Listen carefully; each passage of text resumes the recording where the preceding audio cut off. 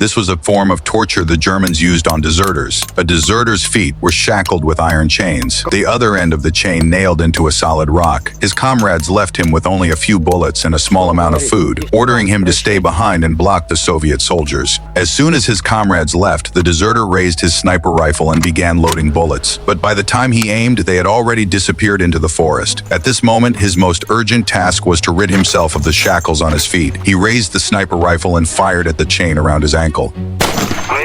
The intense pain made him cry out uncontrollably, but the chain was far too thick to break. He had to find another way. At last, he found a pair of glasses in his backpack. Using a small knife, he carefully removed the lenses and stacked the two pieces together. He then snapped off a pine branch, scraped off some pine resin with his knife, chewed it until it softened, and spread the resin along the edges of the lenses to hold them in place. Next, he inserted another stick and poured clean water between the two lenses. Just like that, he made a crude magnifying glass. Before long, the moss ignited under the focused sunlight. The soldier quickly gathered dry branches, making the fire burn hotter. When the rock had been heated until it glowed red, he immediately poured cold water over it. The sudden temperature difference caused the stone to crack violently.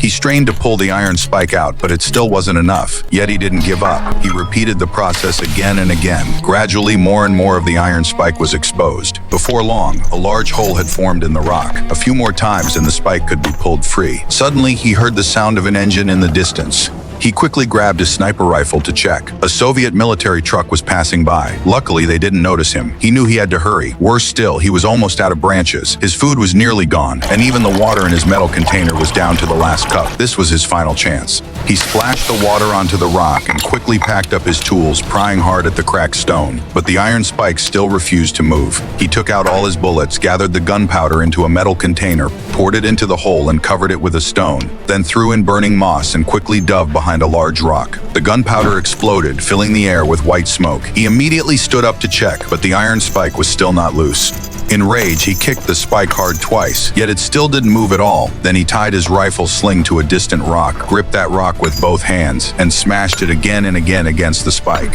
his hands covered in blisters. Finally, with one last powerful blow, the spike began to loosen. He yanked it with all his strength. At last, he was free again.